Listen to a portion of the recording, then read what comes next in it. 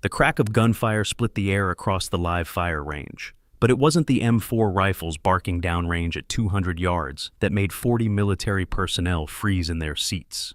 It was Captain Floyd Kingsley's voice, amplified through the loudspeaker system, cutting through the morning like a serrated blade. "Donovan! What in God's name is this?"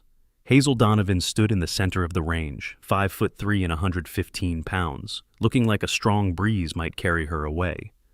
Beside her, Duke, an 80-pound German shepherd, trembled, ears pinned flat against his skull, eyes fixed on nothing, seeing everything. The dog was locked in place, muscles rigid, tail tucked so tight it nearly disappeared, frozen, completely frozen. From the observer bleachers, Sergeant Sabira Monroe's laugh carried across the facility with surgical precision. "Told you, little girl playing dress-up shouldn't be here." Hazel said nothing. She simply knelt beside Duke, one hand settling on the dog's back, with a gentleness that seemed almost absurd given the chaos of sound and smoke surrounding them. But in 20 minutes, everything would be different. Kingsley descended from the observation deck, his combat boots striking concrete with the rhythm of judgment. "Handler Donovan, this is the third time this week, 3 times. K-9 instructors cannot have dogs that refuse commands. You're wasting everyone's time here." Behind him, Lieutenant Derek Ambrose, tactical expert with 30 combat tours stamped into his record, shook his head with visible contempt. "Her gentle approach doesn't work. A dog needs discipline, not a lullaby." Specialist Connor Vale, positioned near the equipment station, made sure his voice carried just far enough. "Heard she got into the program through connections, someone in Washington pulling strings." But nobody noticed what Hazel was actually doing. Nobody caught the way her fingers moved across Duke's neck in a specific pattern, 3 taps followed by a circular motion. Nobody saw how Duke's eyes, still afraid, had begun tracking her smallest movements with laser focus. They were about to learn exactly how wrong they'd been. The gunfire downrange continued, pop, pop, pop, each report making Duke flinch. Hazel's hand remained steady, her breathing measured. In her peripheral vision, she could see Monroe leaning forward in the bleachers, arms crossed, face arranged in satisfaction. Kingsley stood 10 feet away, waiting for her to fail completely. "Handler Donovan," Kingsley's voice dropped to that dangerous quiet that preceded dismissals. "Take your animal back to the kennel. Report to my office at 1400 hours. We'll discuss your future in this program." Hazel stood slowly, Duke pressing against her leg. She met Kingsley's eyes for exactly 2 seconds. Not long enough to challenge, just enough to acknowledge, then turned toward the kennel facilities. As she walked, her posture held something most people missed, the kind of calm that comes from having survived much worse than public humiliation. Specialist Vale smirked as she passed. "Better pack your bags, Donovan. This isn't a charity program." She kept walking. The kennel area smelled like disinfectant and dog shampoo, a clean military smell that somehow made the isolation feel sharper. Hazel led Duke to his designated space, a 10 by 10 enclosure with a raised bed and water station. The moment the gate closed, Duke's trembling intensified. "I know, buddy," Hazel's voice dropped to barely a whisper. "I know those sounds." She settled onto the concrete floor beside the enclosure, back against the chain link. Through the window, she could see handlers moving between buildings, their body language loose and confident, the kind of confidence that came from never having bullets actually meant for you. 3 days ago, Duke had frozen for the first time. It had been during a routine exercise, simulated gunfire, smoke grenades, the standard noise exposure protocol. One moment he'd been tracking a scent trail, the next he'd locked up like his muscles had turned to stone. The training officer had called it stress response failure. Hazel had called it exactly what it was, a combat veteran's body, remembering the difference between training and survival. She cleaned Duke's equipment with methodical precision, hands moving through the process with automatic efficiency. Collar inspection, leash check, harness adjustment. Each movement flowed into the next without conscious thought, the kind of muscle memory that takes thousands of repetitions to build. The kennel door opened. Sergeant Monroe filled the frame, arms still crossed, expression arranged somewhere between pity and contempt. "You don't belong here, Donovan." Monroe's voice carried the flat certainty of someone who had never been proven wrong. "This isn't a petting zoo. These are working animals for military operations. If you can't handle the pressure, there are civilian dog training programs that might suit you better." Hazel continued wiping down Duke's harness. The leather showed wear in specific places, the kind of wear that didn't come from training exercises. Are you even listening to me? Yes, Sergeant. Hazel's voice stayed level, empty of inflection.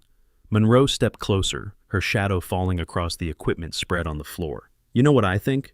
I think you've never seen real operational work. I think you took some basic handler course and thought it qualified you to work with tactical dogs. Duke isn't a pet project. He's a failed training candidate. And your soft approach is proving it. Hazel set down the harness and stood. The movement was smooth, economical, and for just 2 seconds her posture shifted into something else. Weight balanced, shoulders loose, eyes tracking Monroe's center mass. Then she adjusted, settling back into the appearance of a junior instructor, trying not to make waves. Monroe caught none of it. 2 days, Donovan. That's all you've got left before Commander Archer pulls the plug on this experiment. After Monroe left, Hazel returned to Duke's enclosure. She knelt, eye level with the dog, and ran her hand along his shoulder. Under the fur, she could feel the ridge of scar tissue, a gift from an IED blast outside Kandahar, the kind of wound that never fully stopped aching. We'll get through this, she whispered, just like we got through everything else. Before we continue with what happened next on that range, I need you to do something for me. If you're already feeling that fire in your chest, that anger at injustice, that curiosity about what Hazel is really capable of, smash that subscribe button right now, because what's about to unfold isn't just another underdog story. This is about loyalty, trauma, and a bond forged in the deadliest places on Earth. Hit subscribe, turn on notifications, and let's see justice served together. The briefing room at 0900 hours the next morning felt deliberately cold. Hazel arrived 3 minutes early and took a seat in the back row, Duke at her side in a perfect heel position.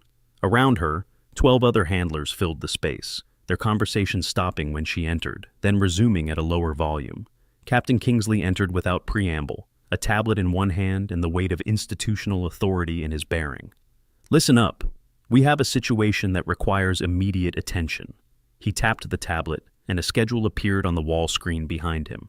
Handler Donovan, you're listed here for a disciplinary hearing in 48 hours. The purpose of this hearing is to evaluate whether you and your K-9 candidate should remain in the instructor program.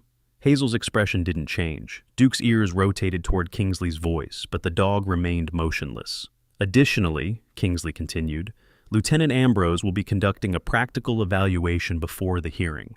Handler Donovan, you'll demonstrate your technical competency in K-9 tactical operations. The evaluation will be observed by senior staff. Lieutenant Ambrose stood from his position along the side wall. He was lean and hard, the kind of operator who had seen enough combat to speak with absolute certainty.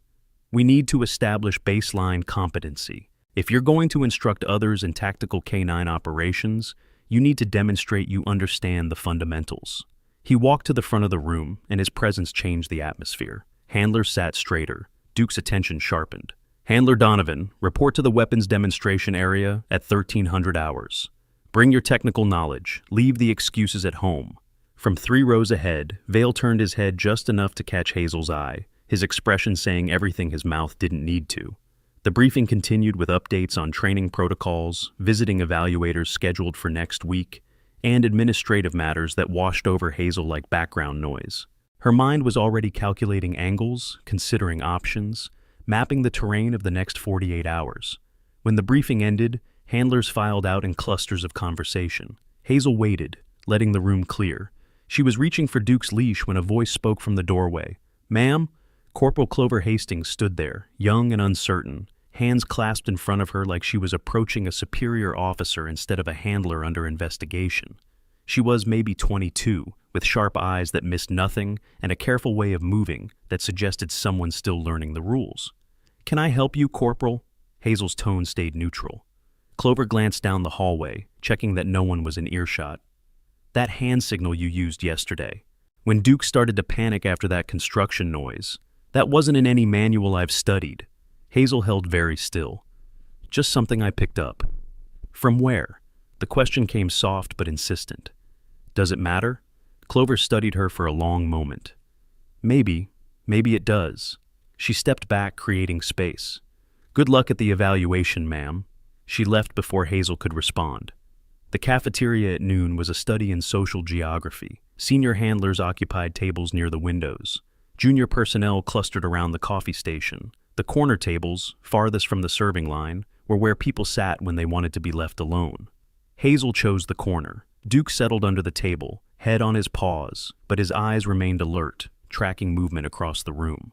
Hazel ate without tasting, her mind running through the afternoon's evaluation like rehearsing a mission brief. Technical demonstration, weapons knowledge, tactical understanding. She could do all of it in her sleep. The challenge was doing it without revealing too much. "Excuse me, is this seat taken?" Hazel looked up. Dr. Amaryllis Reed stood there with a tray, her white coat marking her as one of the base veterinarians. She had kind eyes and the careful hands of someone who had spent years working with animals in pain. "It's yours if you want it, doctor." Reed sat, arranging her lunch with precise movements. "How's Duke's progress?" "Slow?" "That's not what I asked." Reed broke apart a piece of bread, her voice casual but her attention sharp. "I reviewed his intake files. The official story says he came from a shelter, behavioral issues, anxiety, difficulty with loud noises." Hazel said nothing. "The thing is," Reed continued, "I've worked with shelter dogs. Their anxiety presents differently. Duke's stress responses are specific. Particular sounds trigger him, particular visual cues. It's more like—" She paused, choosing her words. "It's more like blast-related trauma response." Duke shifted under the table. Hazel's hand dropped, fingers settling on his neck in a gentle pattern. Reed noticed. "That's interesting too, the way you touch him. It's therapeutic but also tactical, like you're communicating in a language most handlers don't know exists."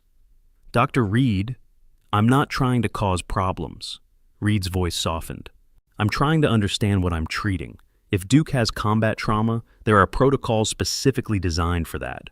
Better protocols than what we use for standard stress reactions. And if I confirm that, then I'd ask you to trust me with the truth so I can actually help him." Reed met Hazel's eyes. "And I'd wonder why a handler with obvious advanced training is pretending to be something she's not." Before Hazel could answer, Monroe's voice carried across the cafeteria, loud enough to turn heads. "Did you hear? Donovan's doing her weapons evaluation this afternoon. This should be entertaining." Vale's response came just as loud.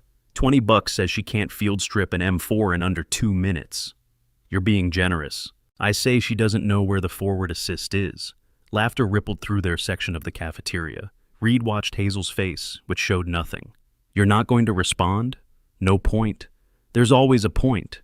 Silence can be mistaken for acceptance, or it can be strategy." Hazel stood, Duke rising smoothly beside her. "Thank you for your concern about Duke, Doctor. I'll consider what you said. Handler Donovan," Reed's voice stopped her at the table's edge. "Whatever you're hiding, whatever reason you have for being here under false pretenses, I hope it's worth it." Hazel almost smiled. "So do I." The weapons demonstration area occupied a corner of the main training facility, a large room with concrete floors, fluorescent lighting, and a smell that mixed gun oil with military-grade cleaning solution. When Hazel arrived at 12:55, Lieutenant Ambrose was already there, along with a small audience. Monroe, Vale, 3 other senior handlers. Master Sergeant Hector Sterling, a grizzled K-9 veteran with 30 years of experience written into every line of his face. And Commander Archer himself, standing against the back wall with his arms crossed and his expression unreadable. On a table in the center of the room sat an M4 carbine, field stripped into its major components. Beside it, a cleaning kit and a stopwatch. "Handler Donovan." Ambrose's greeting carried no warmth. "Your evaluation is simple. Demonstrate functional knowledge of the primary weapon system used in tactical operations. You'll reassemble this M4, perform a function check, and explain the procedure as you work. Standard time allowance is 60 seconds. We'll be generous and give you 90. Vale snorted. "She'll need 200. Hazel walked to the table. Duke remained at the door, sitting at attention, watching everything. She looked down at the disassembled weapon. Upper receiver, lower receiver, bolt carrier group, charging handle, magazine, stock assembly. Pieces of metal that represented the difference between life and death in 100 firefights. Her hands hovered over the components. Memories flickered at the edges of her consciousness. The weight of an M4 in her hands during a night raid outside Mosul. The mechanical click-click-click of reassembly done by feel in complete darkness. The smell of cordite and sand and fear. "Whenever you're ready," Ambrose said, his thumb on the stopwatch. Hazel's hands moved. 23 seconds later, the M4 was whole again, Her hands had flowed through the process like water.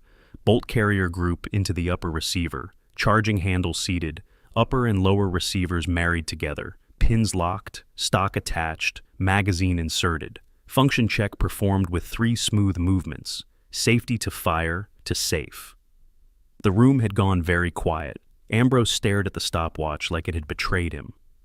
That's not possible. Standard reassembly, sir. Hazel's voice stayed flat, empty. Magazine is seated, weapon is on safe, chamber is clear. Sterling pushed off from the wall where he had been leaning. He moved closer, eyes on Hazel's hands, then on the weapon, then back to Hazel. Where'd you do your basic training, Handler Donovan? Fort Leonard Wood, Sergeant. Your handler certification? Lackland Air Force Base. Those programs don't produce that kind of muscle memory. Sterling's voice held curiosity, not accusation. That's hours of drill, hundreds of repetitions, maybe thousands. I practiced, Sergeant. Nobody practices that much unless they need to do it in the dark, under fire, when their life depends on it. Sterling circled the table slowly. You want to try that answer again? Before Hazel could respond, Vale stepped forward, his face tight with something between anger and disbelief. This is nonsense. She got lucky.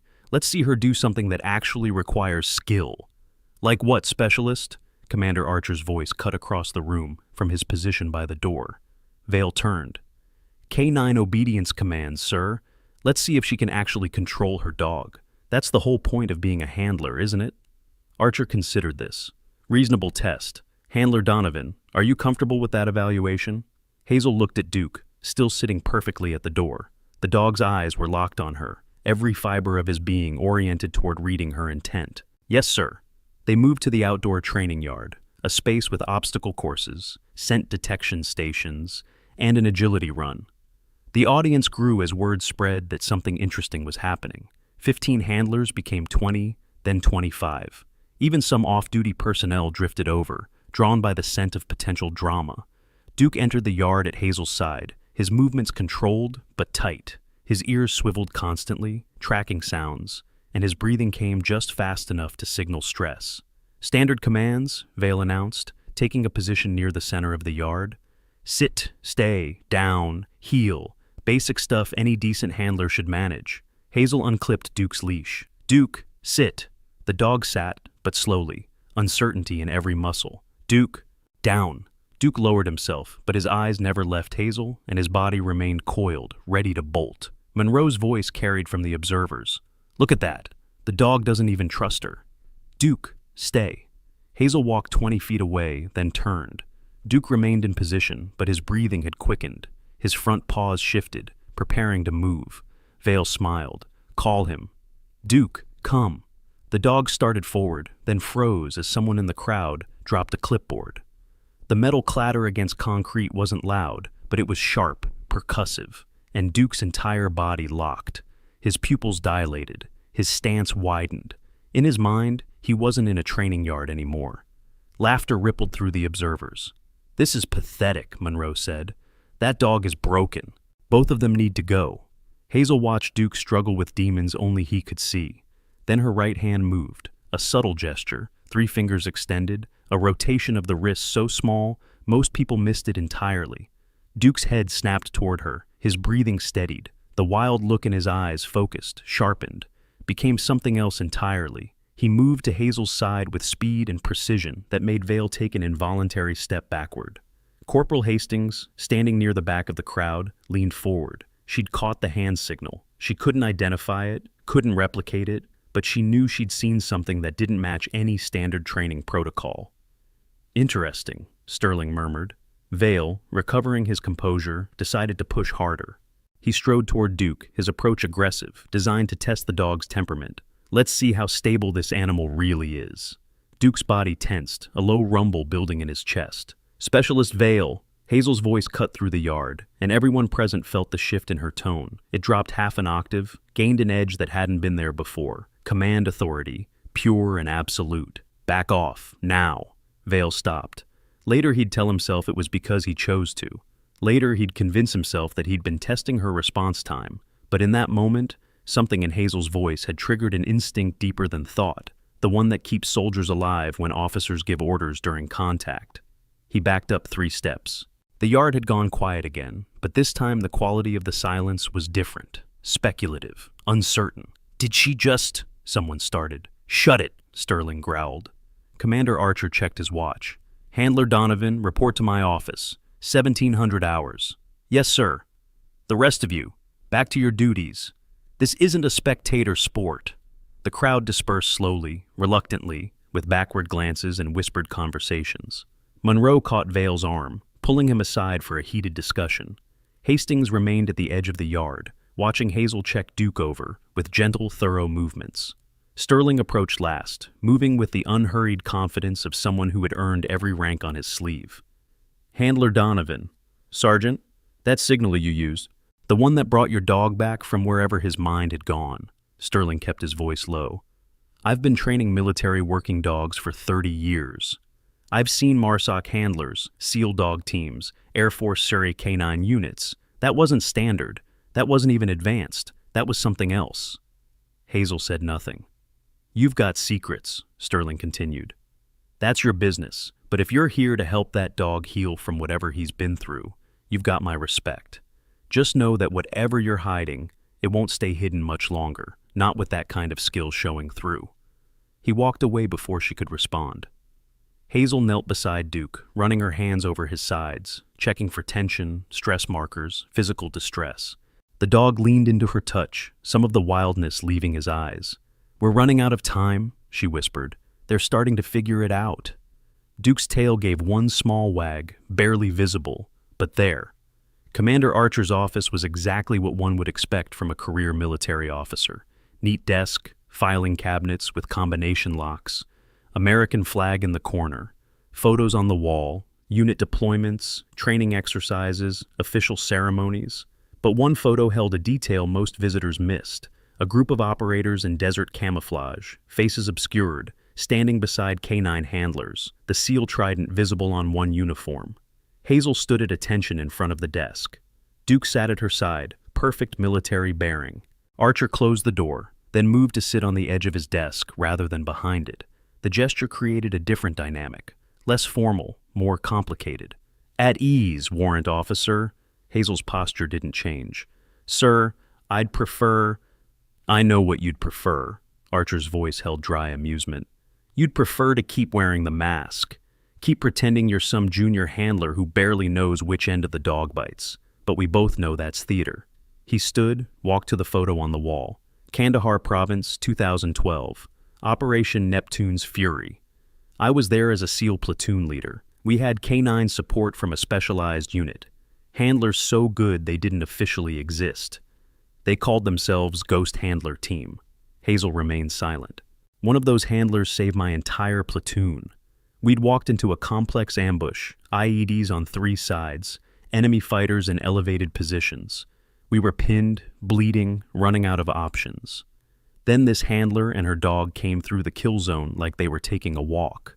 Dog detected 6 IEDs we hadn't seen. Handler provided overwatch fire that let us extract wounded. She didn't say 10 words the entire time, but she moved like smoke, like she could see through walls." Archer turned. "They never told me her name, said it was classified, but I remember her call sign." He waited.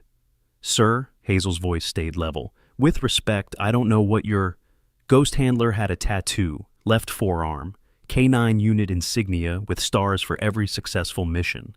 I got close enough to count them during the extraction. There were 47 stars. The office filled with weighted silence. "You have 48 hours until your hearing," Archer said. "I'm giving you that time because I believe in what you're trying to do here. Duke isn't a failed training candidate. He's a combat veteran with trauma, and you're using methods that might actually help him instead of just breaking him down further. But Vale reported you for threatening an NCO. Kingsley wants you gone. Monroe is building a file to support removal. I understand, sir." "Do you?" Archer moved closer, his voice dropping. "Because here's what I don't understand. You could reveal who you really are. You could shut down every critic in this facility with one sentence. Instead, you're taking abuse from handlers who couldn't carry your gear. Why?" Hazel looked at Duke, then back to Archer. "Because if I reveal my identity, this becomes about me, about proving Ghost Handler is real, about living up to a legend. But that's not why I'm here. I'm here to develop a training protocol that treats combat dogs like what they are, warriors who've seen hell and need to heal, not machines that need to be fixed. The moment I make this about my record, it stops being about the dogs. Noble? Also stupid? Possibly, sir. Archer returned to his desk, pulled out a folder. General Priscilla Volson is visiting next week. DoD liaison, high-level oversight, lots of stars on her shoulders. Lieutenant Colonel Mason Rhodes is coming with her. He's JSOC, knows people who know people. He set the folder down. Kingsley has arranged for you to do a demonstration during their visit. He thinks he's setting you up to fail spectacularly in front of brass who matter. But demonstrations can go different ways. Sir, You have 48 hours, warrant officer. I suggest you use them wisely. He stood, moving to open the door. Dismissed. Hazel saluted, turned to leave, then paused. Sir, how long have you known? Since your second day here. I ran your fingerprints through a system I'm not supposed to have access to. Your file is so classified it might as well be invisible, but certain connections helped me confirm my suspicions. His expression softened slightly. You saved my life once. I figured keeping your secret was the least I could do. Now go. And Handler Donovan, whatever happens in 48 hours, I've got your back. The base bar that evening hummed with off-duty personnel decompressing. Low lighting, the smell of beer and fried food, ESPN on 3 different screens showing games nobody was really watching. Handlers clustered around tables, swapping stories, complaining about duty rotations, existing in that space between professional and personal that defines military social life. Hazel sat alone at a corner table, a glass of water in front of her, untouched. Duke lay underneath, invisible to anyone not looking carefully. She'd changed into civilian clothes, jeans, a long-sleeve shirt that covered her forearms completely. Just another handler having a quiet evening. Monroe's voice carried from 3 tables over, deliberately loud. So, Donovan gets 48 hours to prove herself. 48 hours. That's 48 hours too many if you ask me. Vale's response was equally loud. Shelter dog. That's what she claimed, right? No wonder it's broken. Wrong tool for the job. You don't bring a pet to do a warrior's work. Laughter from their table. I mean, what did she expect? Monroe continued. You can't therapy dog your way through tactical operations. Real handlers understand that dogs need discipline, structure, authority, not feelings and participation ribbons. More laughter, louder now. Hazel's water glass was cold against her palm. Under the table, Duke stirred, sensing her tension. Hey! Corporal Hastings appeared beside the table, holding 2 plates of food. Mind if I sit? Hazel gestured to the empty chair. Hastings sat, slid 1 plate across. You need to eat, and you need someone in this room who's not actively hoping you fail. Thank you, Corporal. Clover, off duty, call me Clover. She picked at her food, gathering courage. That hand signal earlier, I've been researching all evening, went through every manual I could access. Nothing matches what you did. Maybe you missed something. Or maybe I didn't. Clover leaned forward, keeping her voice low. I'm not trying to expose you. I'm trying to learn. Whatever you did, it worked. Duke went from shutdown to fully operational in seconds. That's not luck. That's skill. Before Hazel could respond, Dr. Bauer. Reed approached the table, her white coat traded for casual clothes, but her medical ID still clipped to her belt. Excuse me, may I? 2 chairs became 3. Reed settled in, assessing the dynamic. So this is where the outcasts gather. How appropriate. Doctor? Hazel's tone held a question. I spoke with the Veterinary Review Board today, told them I believe Duke has combat-related trauma and should be transitioned to a specialized rehabilitation protocol. They asked me for my evidence. Reed smiled without humor. I told them to look at his intake files more carefully. They told me to stay in my lane. I'm sorry. Don't be. I don't do well with staying in lanes. Reed glanced toward Monroe's table. They're getting louder. Should we be concerned? They want me to hear them. It's deliberate. Then they're succeeding. Hastings pushed her food around. Ma'am, no disrespect, but why aren't you defending yourself? You've got skills that speak for themselves. Let people see what you can do.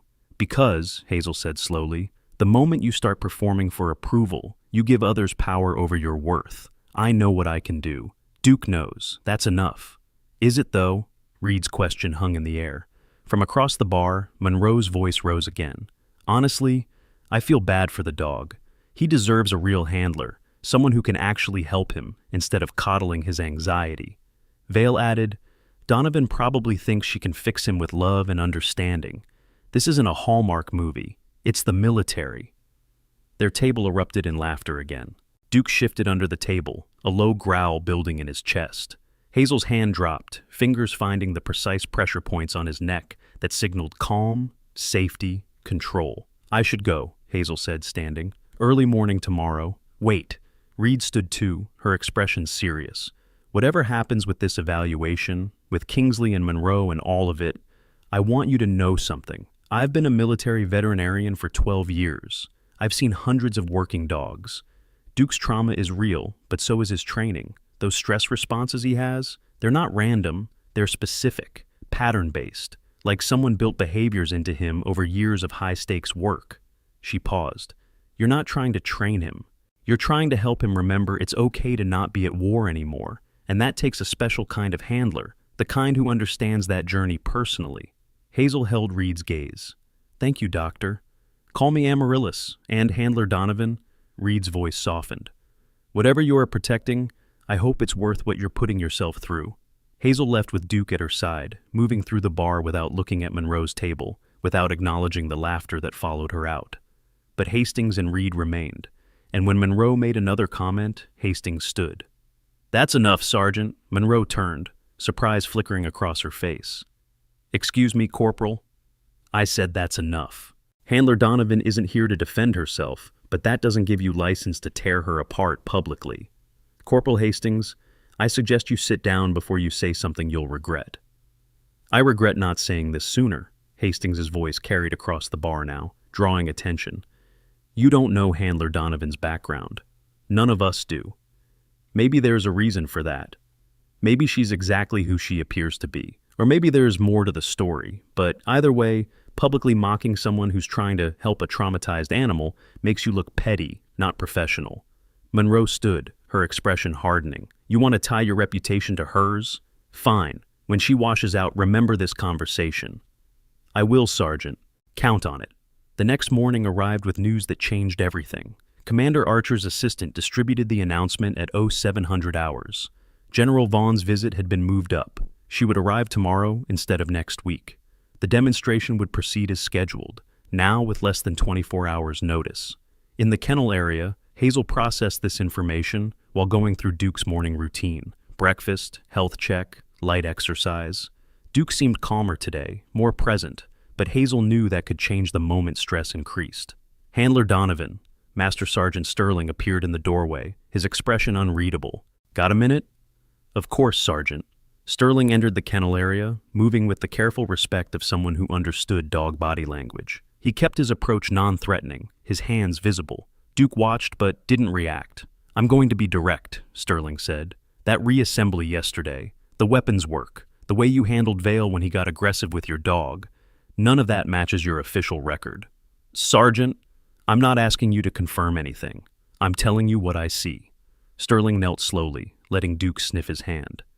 This dog has seen combat, real combat, the kind that breaks most animals completely, but he's not broken. He's trained to an elite level, and he's struggling with the transition from operational to peacetime. Duke's tail gave a small wag, cautious but present. You know what else I see? Sterling continued.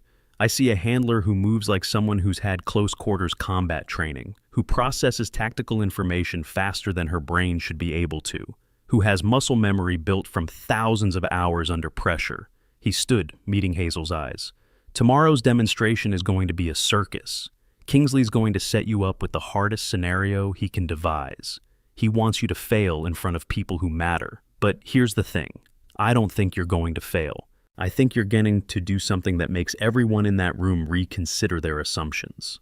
I appreciate your confidence, Sergeant. This isn't confidence, it's pattern recognition. Sterling moved toward the door, then paused. Whatever happens tomorrow, you've earned my respect, both of you. I just hope you're ready for what comes after. After, Sergeant? After everyone sees who you really are, because that changes everything. He left before Hazel could respond. The rest of the day passed in preparation. Hazel worked with Duke in isolated training areas, using gentle reconditioning techniques mixed with tactical refresher drills. Each exercise built on the last, helping Duke remember that he could be a warrior without being at war. By evening, word had spread about the moved-up demonstration. The base hummed with speculation. Bets were being placed. Opinions were being formed. Everyone had a theory about what would happen when Handler Donovan and her broken dog faced judgment in front of Turtha general officers. Nobody had the right theory. That night, alone in her quarters with Duke sleeping on the floor beside her bunk, Hazel stared at the ceiling and remembered. Remembered missions where Duke had saved her life. Remembered firefights where his nose had detected threats no technology could find. Remembered the moment an IED blast had thrown them both through the air, and she'd crawled to him through the smoke, both of them bleeding, both of them refusing to quit. Remembered the day she'd walked away from it all. Not because she'd failed, not because she couldn't do the work anymore, but because she'd looked at Duke, traumatized, injured, struggling, and realized that the military's solution was to retire him like broken equipment. No treatment, no recognition that he'd given everything, just a kennel and a quiet end. So, she'd made a different choice. She'd left active duty, taken Duke with her, and come here under a false name to prove that warriors could heal. That trauma didn't mean failure. That gentle methods weren't weakness. Tomorrow, she'd find out if she'd been right. Her phone buzzed. A text from Hastings. "Whatever happens tomorrow, you're not alone." Another text. This one from Reed. "Duke's stress markers are improving. You're doing the right thing." And one more, from a number that showed as blocked. "We're watching. Make us proud. AR Commander Archer." Of course. Hazel closed her eyes, one hand resting on Duke's side, feeling his breathing, steady and strong. "Tomorrow," she whispered, "let's show them what loyalty really means." Duke's tail thumped once against the floor. The live fire range at 0800 hours the next morning looked like someone had set up for a major military exercise. Bleachers filled with 40-plus personnel, equipment staging areas arranged with precision, pop-up target systems, smoke grenade launchers, acoustic devices designed to simulate combat conditions. And in the VIP section, two figures in dress uniforms with enough brass on their shoulders to fund a small military installation. General Priscilla Vaughn, stern-faced and legendary, for her zero-tolerance approach to military excellence. Lieutenant Colonel Mason Rhodes beside her, JSOC liaison, quiet and dangerous, the kind of officer who had seen operations that would never appear in any official record. Captain Kingsley stood at a podium, outlining the demonstration scenario with barely contained satisfaction. Handler Donovan will execute a tactical K&S sweep under simulated combat conditions. The dog will need to identify threats, maintain operational focus despite distractions, and demonstrate combat readiness. Standard pass threshold is 70% task completion. We'll begin in 5 minutes. From the bleachers, Monroe smirked. Vale elbowed the handler next to him, whispering something that drew laughter. Hazel led Duke to the starting position. The dog's ears were flat, his breathing elevated, his body language screaming discomfort. Around them, the range waited with all its guns and smoke and noise, everything designed to trigger exactly the trauma Duke carried. "Handler Donovan," Kingsley's voice carried across the range, "are you prepared to begin?" Hazel looked down at Duke, then across at the observers. At Hastings, nervous and hopeful. At Sterling, watchful and knowing. At Reed, projecting calm confidence. At Archer, standing near the back with his arms crossed and his expression unreadable. At Rhodes, who was studying her with an intensity that suggested he knew something others didn't. "Yes, sir. Prepared to begin." "Then proceed on my mark. 3, 2, 1, execute!" The range exploded into chaos.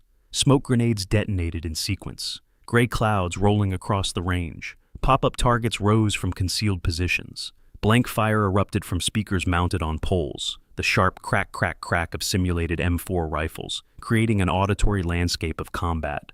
Duke froze instantly, his entire body locked, muscles rigid, eyes wide and unseeing. The transformation was immediate and total, from controlled tension to absolute shutdown. The crowd murmured, someone laughed. Kingsley's voice cut through the speakers. "Handler Donovan, your time is running. Execute the exercise." Hazel knelt beside Duke, one hand settling on his shoulder. To the observers, it looked like defeat. like a handler desperately trying to coax a broken dog through an impossible task. They couldn't see the subtle pressure of her fingers, the pattern of taps that translated to a language only Duke understood, a language built in darkness and fire, where commands meant survival. "Come on, Donovan," Monroe called from the bleachers. "Show us those special techniques." More laughter, nervous now, because even the critics could feel something building, something they couldn't quite identify. Duke's breathing began to steady. His eyes, which had been focused on nothing, started to track, to see. His ears rotated forward, processing the environment not as trauma, but as tactical information. Hazel stood slowly. Duke rose with her, and the quality of his movement had changed. Gone was the hesitant, traumatized animal. In his place stood something else, lean, focused, dangerous, in the way that only truly trained operators could be. "Target acquisition," Hazel said quietly, her voice carrying a command authority that made several handlers sit straighter without knowing why. "Sector scan." Duke's head swept left to right, processing the range with methodical precision. Pop-up targets at 12 o'clock, 3 o'clock, 9 o'clock, smoke-obscuring sight lines. Acoustic devices firing blanks in irregular patterns designed to disorient. Duke moved. He covered the first 30 yards in seconds, not running wild but executing a tactical advance. Short bursts of speed, pauses to assess, angles that kept him protected from simulated fire positions. He reached the first target cluster and sat, the signal for threat detection. Perfect form. Zero hesitation. "What the—" Vale started, but Sterling cut him off with a sharp gesture. Hazel followed Duke through the course, but she wasn't chasing him. She was operating with him, moving through the smoke with the kind of situational awareness that comes from having done this when bullets were real. Her hands flashed signals Duke caught and obeyed. Redirect left, hold position, advance, check corners. The range scenario escalated. More smoke, louder noises. A civilian role player stumbling into the course. Standard Sergeant Arthur Lennox in plain clothes, playing the part of an innocent bystander to test Duke's ability to distinguish threats from non-combatants. Duke tracked Lennox, assessed, dismissed him as non-hostile, continued his sweep. "Holy cow," someone in the bleachers breathed. The demonstration reached its design conclusion at the 4-minute mark. Duke had identified every threat, maintained operational focus despite maximum environmental stressors, and demonstrated the kind of tactical discipline that most handlers spent years trying to build in their dogs. Hazel recalled Duke with a hand signal. The dog returned to heel position, sat without command, and looked up at her with eyes that held intelligence and trust, and something that might have been pride. The range fell silent.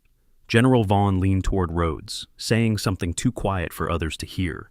Rhodes nodded, his expression thoughtful, calculating. Kingsley recovered first, his voice tight. "Handler Donovan, that was adequate. You may—" The rest of his sentence never came. From the equipment staging area, a sharp crack split the air. Not a blank, not a simulation, but the sound of metal breaking. A support cable snapped under unexpected load, and suddenly Sergeant Lennox, still in his role player position 30 yards downrange, was in the path of a falling equipment rack.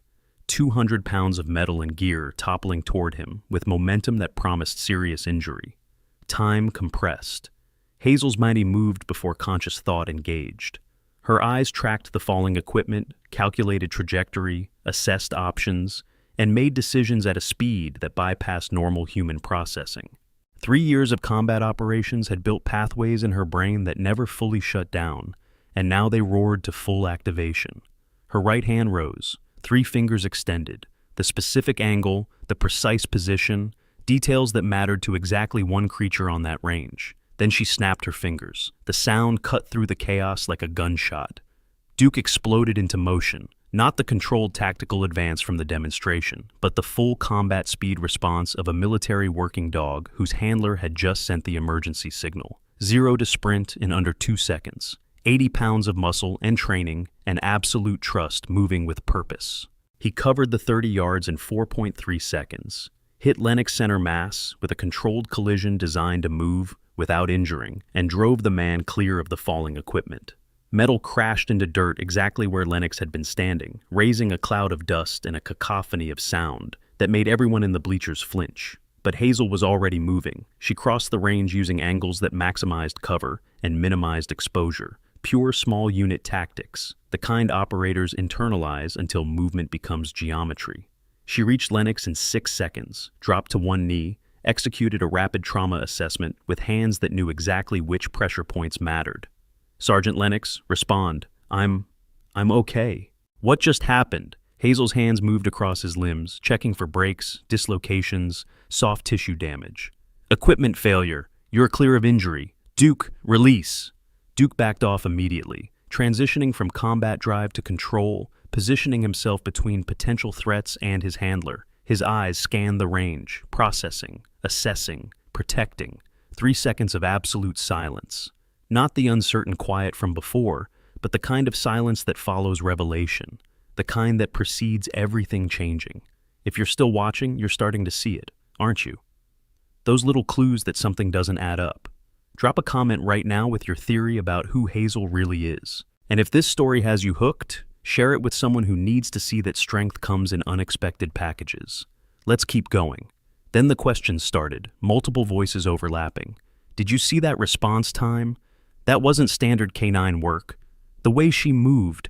How did she—" Sterling stood slowly from his position in the bleachers, his weathered face arranged in an expression somewhere between vindication and awe. His body shifted into the position of attention without conscious decision, decades of military bearing taking control. Kingsley found his voice first among the authority figures.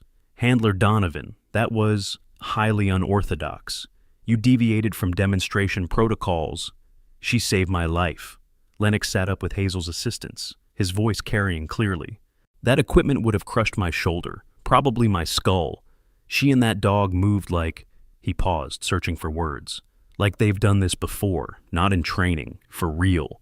Hazel helped Lennox to his feet, and during the movement, her sleeve caught on a piece of his tactical vest. The fabric tore, a small rip that split the seam running up her left forearm, exposing skin that had been carefully hidden under long sleeves for weeks, and everyone saw it. The tattoo covered most of her forearm in intricate detail. A German shepherd's profile formed the centerpiece, surrounded by technical precision that spoke of professional inkwork. But it was the details that made people lean forward, squint, try to process what they were seeing. 47 small stars arranged in a specific pattern around the dog's image. Each star identical, precise, deliberate. Below the design, text in sharp military font, "Loyalty above all." And woven into the overall composition with such subtlety that only someone looking closely would catch it, the seal trident. Not prominent, not advertising, but present. Undeniable. Private Oliver Kent had his phone out, capturing everything, his hands shaking slightly as he zoomed in on the exposed tattoo. The video would go viral within hours, but in this moment, it existed only as evidence of something impossible becoming real. Corporal Hastings stood in the bleachers, one hand pressed to her mouth, her expression cycling through shock, understanding, vindication. She'd known something was different. She hadn't known it was this. Monroe's face had gone pale, her earlier smugness evaporating like moisture in desert heat. Her mouth opened, closed, opened again without producing sound. Vale had backed up 3 steps without realizing it, his body responding to a threat his conscious mind hadn't fully processed. Ambrose stared at the tattoo, then at Hazel, then back to the tattoo. His tactical expertise was putting pieces together faster than his ego wanted to accept them. "Those stars," he said slowly, "each one represents a successful mission." The voice came from the VIP section. Lieutenant Colonel Rhodes had risen from his seat, his expression shifting from polite observation to something sharper. He descended from the bleachers with deliberate precision, moving through the crowd that parted without conscious thought. He reached the range floor and approached Hazel with the careful respect of someone addressing a colleague, not a subordinate. 47 stars, that's quite a record, warrant officer." The title hit the assembled crowd like concussive force. Warrant officer, not Handler Donovan, junior instructor with questionable credentials. Warrant officer, the rank reserved for technical experts, for specialists who'd achieved mastery in fields that demanded both operational excellence and years of experience. "You're mistaken, sir," Hazel said quietly, attempting one last deflection. "I'm just—" "Ghost handler." Lennox had gotten to his feet, dusting off his civilian clothes. and his voice carried an edge of reverence mixed with disbelief. "Sweet Mercy, your ghost handler." The name rippled through the crowd like electricity through water. Ghost handler, the legend, the operator who didn't officially exist, whose mission stayed classified, whose record was so far beyond standard military achievement that most people assumed the stories were exaggerated. The canine handler who had run operations in places that never made the news, with a dog that could detect threats through walls and identify targets in conditions that defeated technology. Sterling's salute came first, sharp, formal, holding all the respect a 30-year veteran could pour into the gesture. "Ma'am, Master Sergeant Hector Sterling, it's an honor." His use of ma'am, instead of Handler Donovan, shifted the entire dynamic. This wasn't a junior instructor being addressed by a senior NCO. This was an enlisted man recognizing an officer whose reputation demanded acknowledgement. Hastings snapped to attention in the bleachers, her salute following Sterling's by seconds. Then another handler stood, saluted. Another. Within 30 seconds, half the assembled personnel were on their feet, formal military bearing replacing casual observation. Monroe remained seated, her face cycling through emotions too quickly to track. Vale had gone very still, the kind of stillness that comes from realizing you've made a catastrophic error in judgment. General Vaughn descended from the VIP section with measured steps, her expression unreadable behind professional composure. She reached the range floor and studied Hazel with the assessing gaze of someone who'd built a career on evaluating operators. "Warrant Officer Hazel Donovan," Vaughn's voice carried formal weight. "Naval Special Warfare Development Group, K9 Unit, call sign Ghost Handler, 47 classified missions across 3 operational theaters. Distinguished Service Cross for actions in Kandahar Province. Navy Cross for operations in Fallujah, 3 Purple Hearts. Congressional recognition for..." She paused. "Should I continue?" "No, ma'am," Hazel said quietly. "That won't be necessary." "Good, because we have much to discuss." Vaughn turned to address the assembled crowd. "This demonstration is concluded. All personnel except command staff are dismissed. Return to your duties." The crowd dispersed slowly, reluctantly, everyone stealing glances at Hazel as they moved. Whispered conversations started before people even reached the bleacher exits. Kent's phone was still recording until Sterling physically removed it from his hands with a look that promised severe consequences for unauthorized documentation. Within 5 minutes, only the key players remained: Vaughn, Rhodes, Archer, Sterling, Kingsley, who looked like he wanted to be anywhere else, Monroe and Vale, who'd been specifically ordered to stay, and Hastings, who had received a subtle nod from Rhodes indicating her presence was required. Reed materialized from somewhere, her medical credentials apparently granting her access to wherever she felt she was needed. Vaughn walked a slow circle around Hazel and Duke, studying them both with clinical precision. "I've read your file, Warrant Officer. The parts that exist anyway. Most of it's redacted beyond recognition, but certain details are available to people at my clearance level." She stopped, facing Hazel directly. "You left active duty 18 months ago. Took Duke with you under a special arrangement that technically shouldn't have been possible. The official record says you were pursuing alternative career opportunities. The unofficial record says you walked away because the military wanted to retire Duke without providing adequate treatment for his combat trauma." "Ma'am, let me finish." Vaughn's tone wasn't harsh, but it left no room for interruption. "You disappeared for 6 months, surfaced here at this training facility under a false name, with credentials that wouldn't survive serious scrutiny. You've been running an unauthorized trial program for trauma-informed canine training, using methods that contradict established doctrine." She glanced at Archer. "With the commander's knowledge and protection, I'm guessing." Archer's expression remained neutral. "The warrant officer's methods showed promise, ma'am. I felt the trial deserved protected space to develop." "Protected space?" Vaughn's voice held dry amusement. "That's one way to describe harboring an operator under false credentials." She turned back to Hazel. "Here's my problem, Warrant Officer. You've demonstrated, quite dramatically, that your methods work. That dog went from non-functional to elite operational in the span of a single exercise. That's not random. That's not luck. That's technique." Rhodes stepped forward, his quiet intensity filling the space. "The Department of Defense currently has 273 military working dogs showing signs of combat-related trauma. Standard protocol is behavioral conditioning that focuses on compliance through repetition and discipline. Success rate is approximately 37%. The rest wash out or are retired prematurely. He let that information settle. What you've done with Duke suggests an alternative approach might have significantly better outcomes. The question is whether you're willing to share your methodology. I'm not trying to hide it, Hazel said. I'm trying to prove it works before politics and protocol kill it.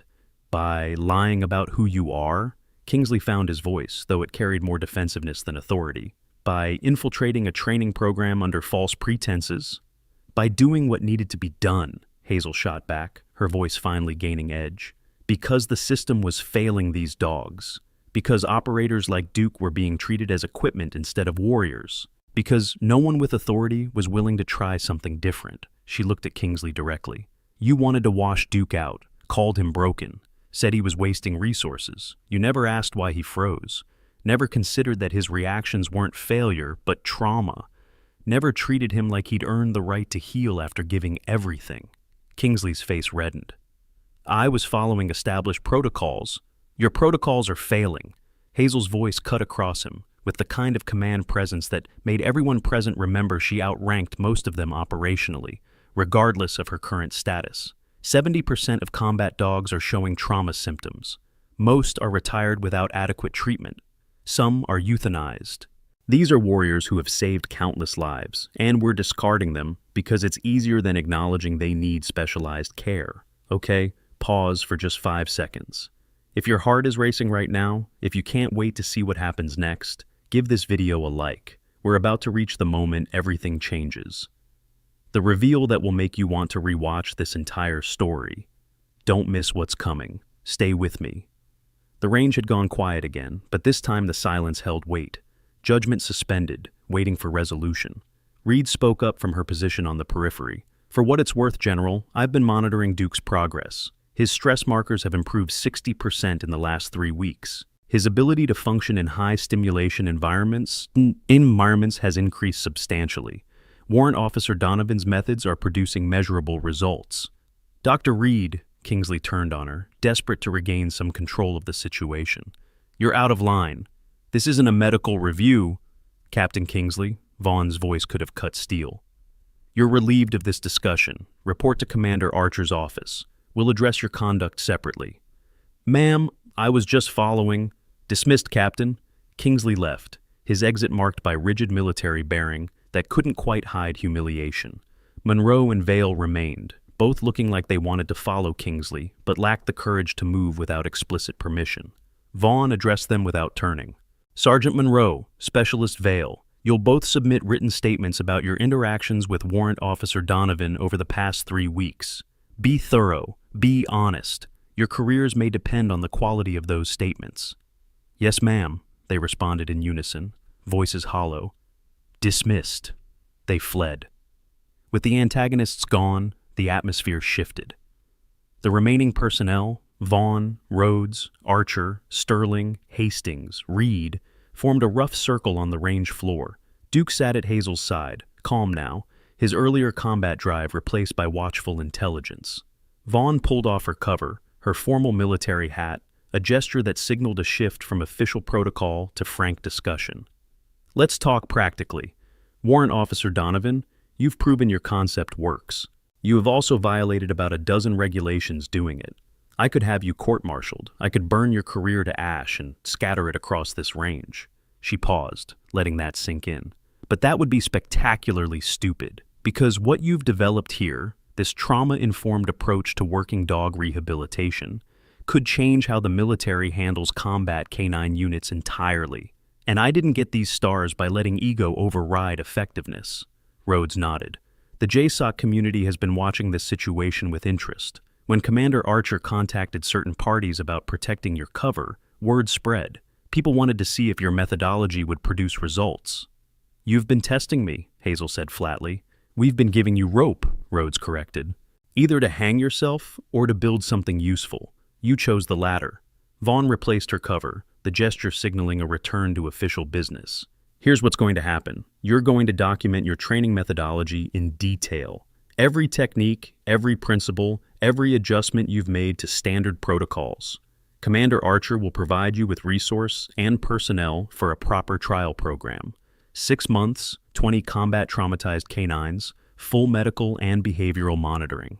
She looked at Reed. Dr. Reed will lead the veterinary oversight. Master Sergeant Sterling will assist with tactical integration. Corporal Hastings will serve as your primary assistant handler, learning your methods so they can be taught to others. Hastings' eyes went wide. Ma'am, I'm not qualified. You're about to become qualified, Vaughn said. Warrant Officer Donovan will train you personally. Turning back to Hazel, Vaughn's expression softened slightly. You walked away from active duty to save one dog. Now you have the chance to save hundreds, but this time you'll do it through proper channels, with official support, and without lying about who you are. Clear? Yes, ma'am. Good. Vaughn glanced at Rhodes. Anything to add, Colonel? Rhodes studied Hazel with that quiet intensity that marked a special operations officers. One thing. The handlers in Virginia I mentioned. There's a team coming back from a classified operation. Their dogs are showing severe trauma symptoms. Standard protocols haven't helped. They specifically requested consultation from someone with your background. He paused. The team leaves in 3 days. It's temporary duty, 2 weeks on site. You'd have full authority to implement whatever treatment approach you think appropriate. Interested? Hazel looked down at Duke, who gazed back with eyes that had seen too much and survived anyway. Will I be able to bring Duke? They specifically requested Ghost Handler and her partner. Then yes, sir, I'm interested. Excellent. I'll have orders cut by end of business today. Rhodes turned to leave, then paused. Warrant Officer Donovan, what you did today, saving Lennox, demonstrating Duke's capabilities, that was impressive. But what impresses me more is that you were willing to endure weeks of disrespect and mockery to protect your mission. That's operator mentality. The teams could use more of it. He left, and his departure seemed to signal the meeting's end. Vaughn followed, pausing only to nod at Archer. Commander, let's discuss resource allocation for the trial program. My office, 30 minutes. Yes, ma'am. Sterling approached Hazel as the command staff dispersed. Ma'am, permission to speak freely? Granted, Sergeant. I've trained dogs for 30 years. I thought I knew what excellence looked like. He glanced at Duke. I was wrong. Whatever you can teach us about working with traumatized animals, I'm ready to learn. And for what it's worth, I'm sorry you had to hide who you were to get people to listen. It was necessary, Sergeant. Maybe, but it shouldn't have been. He extended his hand. Looking forward to working with you. The right way this time. Hazel shook his hand, appreciating the gesture's sincerity. Hastings approached next, vibrating with barely contained energy. Ma'am, I don't know what to say. I suspected you were more than you appeared, but this... She gestured at everything, unable to find adequate words. I won't let you down. I'll work harder than anyone. Corporal, Hazel's voice gentled. Breathe. You've already proven you have the right mindset. That's more important than experience. We'll build the rest together. Yes, ma'am. Thank you, ma'am. Reed was last, her medical mind clearly processing everything through analytical filters. I have about 7,000 questions about Duke's treatment history, your conditioning protocols, and the neurological basis for your hand signals. When can we schedule a comprehensive debrief? After I've had coffee, Hazel said, and maybe slept for 12 hours. Fair enough, Reed smiled. For what it's worth, this was worth whatever professional risk I took supporting you. Watching Duke transform from shutdown to operational in real time, that was remarkable. He's always been operational, Doctor. He just needed permission to remember it safely. In today's high-stakes environments, professionals need more than standard coverage. Specialized life insurance programs for veterans and active duty personnel exist because not all service is equal, and not all risks fit standard policy frameworks. These programs account for deployment history, combat-related conditions, and the unique circumstances military families face. They're designed by people who understand what service means, for those who have given everything to answer that call. Because when you've written blank checks to your country, your family deserves protection that understands the weight of that commitment. The base cafeteria at noon was dramatically different from the morning's demonstration site. News had spread with the speed that only military gossip networks achieve. By the time Hazel entered with Duke at her side, conversations stuttered and died, replaced by the kind of respectful silence usually reserved for senior officers. She collected a tray, moved through the line, and found a table. Within seconds, it was surrounded by handlers wanting to introduce themselves, ask questions, request advice. The isolation she had experienced for weeks had inverted completely. Now the challenge was finding space to think. Archer rescued her, appearing with his own tray and a command presence that cleared the immediate area. Give the warrant officer some breathing room. You'll all have opportunities to learn from her during the trial program. The crowd dispersed reluctantly. Archer sat across from Hazel, his expression showing something that might have been amusement. Welcome to being famous. It's exhausting, isn't it? I preferred being ignored. I'm sure you did. Unfortunately, that's no longer an option. He ate in silence for a moment, then continued. Kingsley is being reassigned to logistics. Monroe is facing a reduction in rank and mandatory sensitivity training. Vale has been removed from the K-9 program entirely, and there's an investigation into whether his sabotage efforts constitute conduct unbecoming. That seems harsh. That seems appropriate, Archer corrected. They didn't just disrespect you. They disrespected every combat veteran struggling with trauma. They represented exactly the kind of institutional rigidity that prevents progress. The military needs to evolve, and people who can't adapt need to find different roles. Hazel absorbed this. What about Ambrose? Lieutenant Ambrose is being transferred to a different installation. His technical skills are valuable, but his dismissal of alternative methodologies makes him a poor fit for this program. Archer set down his fork. You understand what you're taking on, right? This trial program isn't just about training dogs. It's about changing military culture, about proving that strength includes flexibility, that discipline includes compassion, that warriors can acknowledge trauma without accepting defeat. I understand, sir. Do you? Archer leaned forward. Because the moment you succeed, and I believe you will, you become the face of this approach. You'll be traveling to bases worldwide, training instructors, defending your methodology against critics who think anything that isn't punishment-based discipline is weakness. You'll fight bureaucracy, budget limitations, and 1,000 small-minded officers who think they know better. He smiled slightly. On the other hand, you'll save hundreds of dogs and probably thousands of human lives. Those dogs would have saved anyway if someone had just helped them heal. So, there's that. When you put it that way, sir, how could I refuse? Exactly. 2 weeks later, Hazel stood in a veterinary clinic in Virginia, watching Duke interact with a Belgian Malinois named Havoc. The Malinois had just returned from 18 months of classified operations, and his handler, a quiet SEAL named Staff Sergeant Ryan Callahan, stood nearby with the body language of someone waiting for bad news. He won't eat consistently, Callahan explained, startles at unexpected sounds. Sometimes he just zones out, stares at nothing. The veterinary staff here says it's behavioral issues that might require retirement. Hazel knelt, letting Havoc approach at his own pace. The Malinois was thin, his coat lacked luster, and his eyes held that 1,000-yard stare she recognized from Duke, from herself, if she was being honest. He doesn't have behavioral issues, Hazel said quietly. He has combat trauma. There's a difference. They told me trauma is just another word for can't do the job anymore. They were wrong. Hazel stood, met Callahan's eyes. Your dog earned the right to heal properly. That's what we're going to do here, not break him down further, not force compliance through intimidation, actually help him transition from war zone to home. Callahan's expression cycled through hope, skepticism, desperate need to believe. How long will it take? Depends on the dog, the severity of trauma, the consistency of treatment. Duke took 3 months before he could function reliably in high-stress environments. Havoc might be faster or slower, but I promise you this, we won't give up on him. Over the next 10 days, Hazel worked with 6 dogs and their handlers. Each case was different. Each required customized approaches, but the underlying principles remained constant. Recognize trauma as injury, not failure. Build trust before demanding performance. Create safe spaces where warriors could remember they weren't at war anymore. The results were undeniable. Dogs who had been recommended for retirement started showing improvement. Handlers who'd been considering leaving the K-9 program found renewed purpose. Word spread through special operations networks, and requests for consultation started arriving from units Hazel didn't even know existed. On the 13th day, Rhodes visited the facility. He observed a training session where Hazel worked with a German shepherd named Titan, who had been 3 days from euthanasia.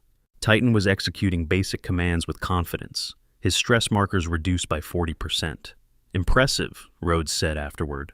I've been briefing senior leadership about your work. There's interest in expanding this beyond trial program status, making trauma-informed canine training standard across all services. That's ambitious, sir?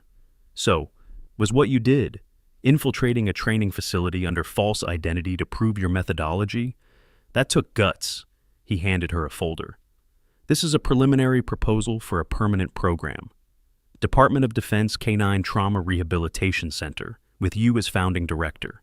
Facilities at 3 major bases, 30-person staff, budget for comprehensive research and treatment protocols. Hazel opened the folder, scanning pages of bureaucratic language that translated to hope for hundreds of dogs.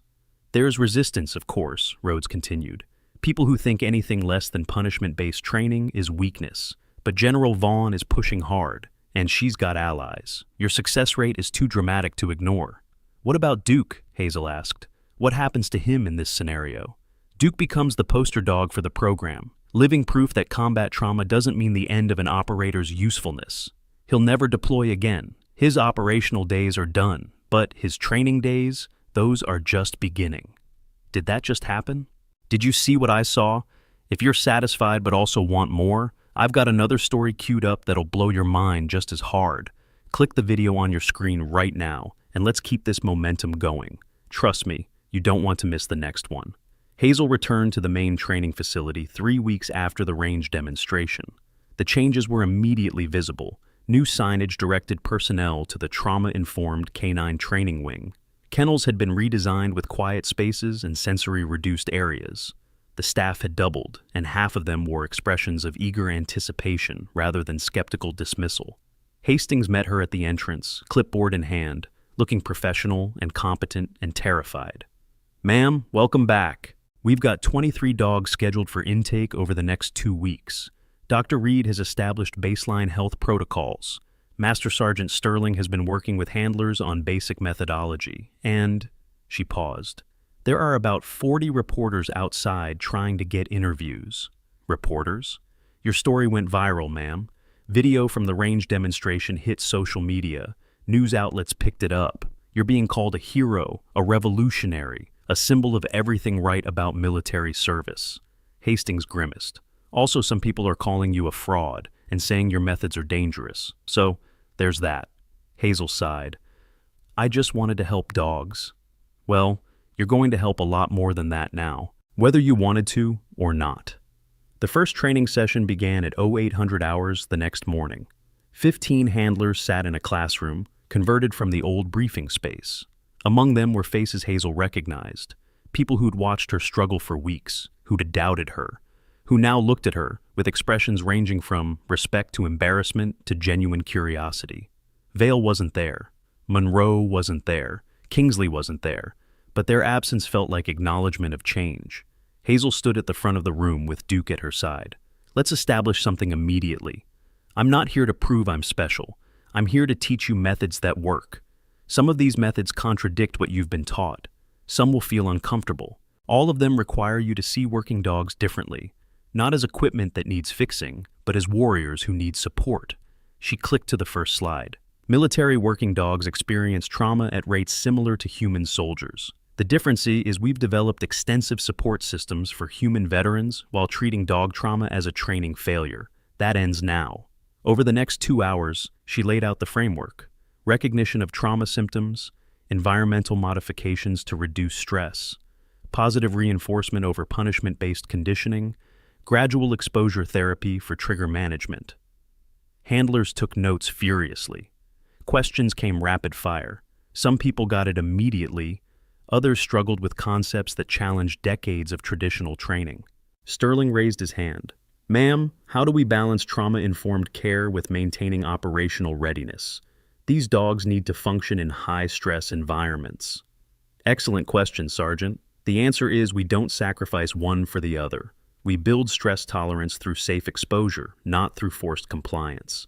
A dog that's been helped to process trauma and build coping mechanisms is actually more operationally reliable than one that's been conditioned to ignore fear through punishment. She clicked to a video of Duke during his recovery process, showing his progression from shutdown to functional over 12 weeks. The transformation was undeniable. That's the goal, Hazel said. Not to eliminate the warrior, to heal the wounds, so the warrior can choose to serve from strength rather than being forced to perform, despite injury. The training program accelerated over subsequent weeks. Dogs arrived from installations worldwide. Each case presented unique challenges. Each success built momentum for the program. Handlers who completed training went back to their units and spread the methodology. Military working dog culture began shifting, slowly but perceptibly, toward recognition that trauma deserved treatment rather than judgment. Understanding that effective canine training requires both knowledge and proper certification, professional handler programs now offer specialized tracks in trauma-informed approaches and combat dog rehabilitation. These comprehensive courses combine traditional obedience methods with evidence-based behavioral psychology, teaching handlers to recognize PTSD symptoms and apply proven recovery techniques. Whether training security dogs, service animals, or working with veteran canes, proper certification means understanding the science behind the bond, not just memorizing commands. The best programs produce handlers who see their dogs as partners to be understood rather than tools to be programmed. 6 months after the range demonstration, Hazel sat in Commander Archer's office reviewing program statistics. 23 dogs treated, 19 showing significant improvement, 3 returned to full operational status. 1 peacefully retired to live with his former handler. 0 euthanized. 0 simply discarded. These numbers are going to get attention, Archer said, the kind of attention that brings funding, expansion, institutional support, or the kind that brings increased scrutiny and pushback from traditionalists. Both, probably. Can you handle it? Hazel thought about the past months, the struggle to prove herself, the moment of revelation, the work that had followed, exhausting, frustrating, deeply meaningful work that saved lives and honored service and created space for healing.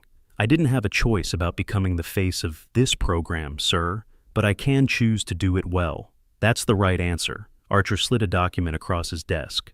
General Vaughn wants to see you. Pentagon next week. She's presenting your program to the Joint Chiefs. They're considering military-wide adoption. Hazel picked up the document, scanned it, felt the weight of what it represented. This is everything I wanted. Why does it feel terrifying? Because you understand what's at stake. You're not just changing training protocols. You're challenging the military's relationship with trauma itself, proving that acknowledgement isn't weakness, that healing doesn't undermine strength, that warriors can be both deadly and compassionate, both disciplined and flexible. No pressure then? None at all. Archer smiled. How's Duke? Good. He's been working with new arrivals, modeling calm behavior, showing them that it's possible to be safe again. He's teaching better than I could. Fitting. The veteran helping other veterans transition home. Hazel stood to leave, then paused. Sir, thank you for protecting my cover, for believing in what I was trying to do, for giving me the space to prove it worked. Don't thank me yet, Archer said. Thank me after you've survived the Pentagon briefing. Those meetings make combat operations look simple. The Pentagon briefing room 2 weeks later was everything Hazel had imagined and worse. A long table surrounded by officers with more stars than she could count. General Vaughn at the head, Rhodes beside her, and Hazel standing at a podium with Duke at her side. She'd given presentations before, mission briefs in forward operating bases, after-action reports to JSOC leadership. But this was different. This was policy.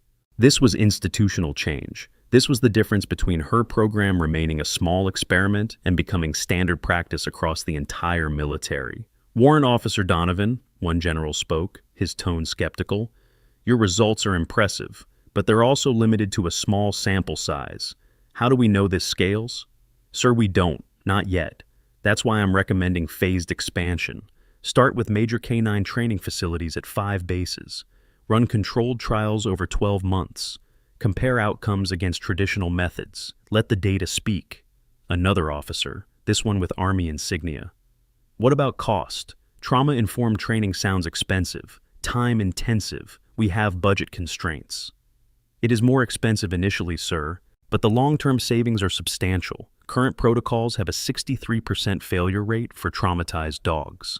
Those dogs either wash out or require euthanasia. Each represents a six-figure investment in training and equipment, completely lost. My methods have an 82% success rate. Even accounting for increased front-end costs, we save money by not having to constantly replace failed dogs. The questions continued for 90 minutes. Some were genuinely curious. Others were barely disguised hostility. Through it all, Duke sat at attention, his calm presence somehow making Hazel's points better than words could. Finally, Vaughn stood. Generals, I've reviewed Warrant Officer Donovan's methodology extensively. I've observed her training sessions. I've interviewed handlers who've completed her program. The evidence is clear. This approach works. It works better than what we're currently doing. It honors the service of animals who've given everything to protect us. She paused, letting that sink in. I'm recommending immediate approval for Phase 2 expansion. 5 facilities, as Warrant Officer Donovan suggested, with full funding and personnel support. We revisit in 12 months with comprehensive data. If results continue matching current success rates, we proceed to military-wide adoption. One of the skeptical generals spoke. That's a significant commitment based on limited evidence. It's a significant opportunity based on compelling evidence, Vaughn corrected. These dogs have earned better than what we're giving them. This program provides that. Unless someone here wants to argue that honoring service is too expensive, no one argued. Then we're done. Warrant Officer Donovan, expect orders for Phase 2 implementation within 30 days. Thank you for your service. Outside the briefing room, Hazel leaned against a wall and exhaled slowly. Duke pressed against her leg, offering silent support. Rhodes found her there. You did well in there, held your ground, answered tough questions, didn't let them rattle you. I was terrified. That's what made it impressive. Rhodes handed her a card with a phone number. This is a direct line to my office. As Phase 2 expands, you're going to face resistance, sabotage attempts, people trying to prove you're wrong because they can't accept that they've been doing it wrong for years. When that happens, call this number. Why would you do that, sir? Because what you're doing matters. Because I've sent dogs into operations where they've saved my people, and those dogs deserve better than being thrown away when they come home broken. Because the military needs more people willing to challenge orthodoxy when orthodoxy is failing. He smiled slightly. And because watching you take down institutional arrogance is deeply satisfying. 8 months later, Hazel stood in a training facility at Fort Bragg, watching Corporal Hastings lead a session with new handler recruits. Hastings had transformed from uncertain assistant to confident instructor, teaching trauma-informed methods with competence and passion. Duke lay in a quiet corner, peacefully watching the proceedings. At his side, a young German shepherd named Scout, one of the program's early successes, mirrored his calm presence. The veteran teaching the newcomer, the circle continuing. Sterling approached, carrying 2 cups of coffee. Figured you could use this. You've been here since 500 hours. Couldn't sleep. Excitement or anxiety? Both. Phase 2 results come out next week. Everything rides on those numbers. The numbers will be good, Sterling said with confidence. I've been training dogs for 33 years now. I know what works. This works. They stood in comfortable silence, watching Hastings demonstrate proper stress reduction techniques with a Belgian Malinois who had been 3 weeks from retirement. You changed this facility, Sterling said eventually. Changed how people think about working dogs. About trauma. About what strength really means. He paused. You also changed me. Made me rethink 3 decades of assumptions. That's not easy to do to an old dog like me. You weren't resistant, Sergeant. You were cautious. There's a difference. Maybe, but I'm grateful either way. He raised his coffee cup in a subtle toast. To the ghost handler, may she always remember that some legends deserve to be real. Hazel's phone buzzed. A text from General Vaughn. Phase 2 results are early. Check your email. Well done, Warrant Officer. She opened her email with hands that trembled slightly. The report was comprehensive. 87 pages of data, analysis, comparative outcomes. But the executive summary told the story in clear language. Phase 2 implementation across 5 military installations has demonstrated statistically significant improvements in combat traumatized canine rehabilitation. Success rate, 78%. Operational return rate, 43%. Cost savings, $4.2 million annually. Recommendation, proceed to military-wide adoption with immediate effect. She showed Sterling the summary. He read it, nodded slowly, then smiled. Congratulations, you just changed military policy. That's pretty good for someone who started by sneaking into a training facility under a fake name. It was never about me. It was always about you. You're just humble enough not to see it. Sterling finished his coffee. What's next for Ghost Handler and her legendary dog? Hazel looked at Duke, who had lifted his head, sensing her attention. We keep working, keep helping dogs heal, keep proving that warriors deserve better than being discarded when they're wounded. That's not an answer. It's the only answer I've got. That evening, in her quarters with Duke sleeping peacefully on his bed, Hazel's phone rang. Encrypted number. She answered. Warrant Officer Donovan. Rhodes's voice carried through clearly. I hope I'm not calling too late. Not at all, sir. What can I do for you? It's more what I can do for you. There's a situation developing. Team of handlers in Germany. Dogs coming back from classified operations with severe trauma. They've requested your consultation specifically. 2-week assignment, full authority to implement your protocols. Hazel looked at Duke, who'd woken and was watching her with intelligent eyes. When do they need us? Flight leaves tomorrow at 0600 hours. I'll have orders waiting at Andrews Air Force Base.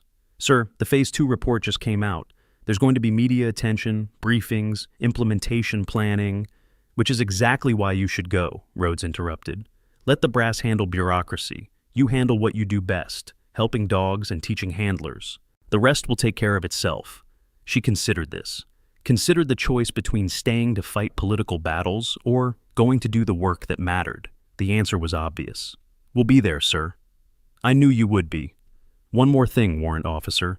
The handlers requesting you, they specifically asked for the ghost handler who saved her dog by breaking all the rules. They said anyone willing to sacrifice career and reputation to do what's right is exactly the kind of person they want training their teams. That's quite a compliment, sir. That's quite a reputation. Try to live up to it. He ended the call. Hazel packed methodically, gear for Duke, training equipment, documentation for her protocols. As she worked, she thought about the journey from that first day on the range, when Duke had frozen and everyone had assumed failure, to this moment, preparing to help warriors worldwide. The phone buzzed again. A text from Hastings. Safe travels, ma'am. We've got everything covered here. Go, save more heroes. Another text from Reed. Attach Duke's updated medical files. He's cleared for travel. Bring back data. I want to expand treatment protocols. One more from Sterling. Show them how Ghost Handler operates. Make us proud. Again. And finally, one from an unknown number. This is Sergeant Lennox, the guy whose life you saved on the range. Just wanted to say thank you.